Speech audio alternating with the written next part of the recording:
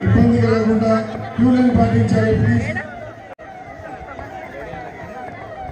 Argument చేయటమ్మా.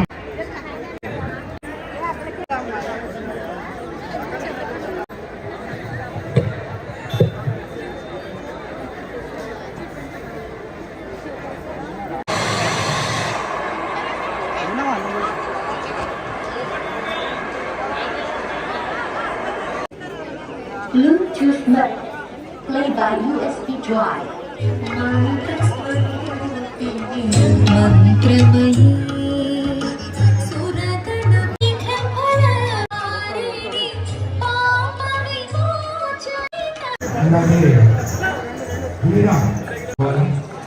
అమ్మవారి దర్శనం sir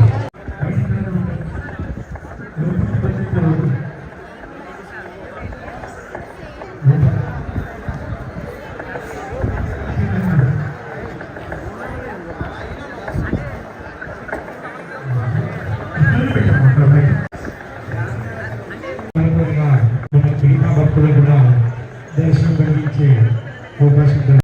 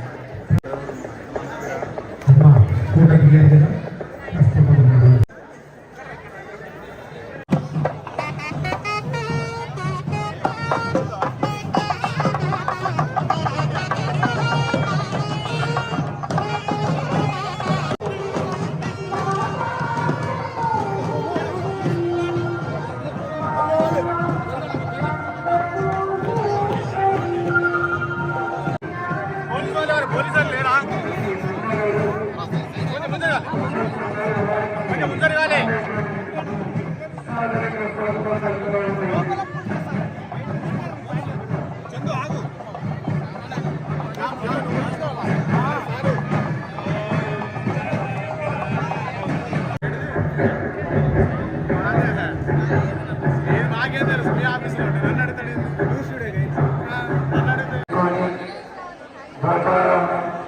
మన నగర పోలీస్ కమిషనర్ గారి చేతులపై ప్రారంభమైనటువంటి ఈ పండుగ ఈరోజు పాలికంగా భావించే అలాగే మన ప్రాంతంలో వస్తున్నది కాబట్టి చాలా త్వరగా మనం అందరికీ బయట తీసుకుని వస్తే దర్శనం తర్వాత వేరే వాళ్ళకి దర్శనం కలిగించే అవకాశం కల్పించిన వాళ్ళం అవుతాం కాబట్టి మీ విషయాన్ని అర్థం చేసుకోవాలి. ఆలయ కుటుంబం నిలబడిస్తుంది.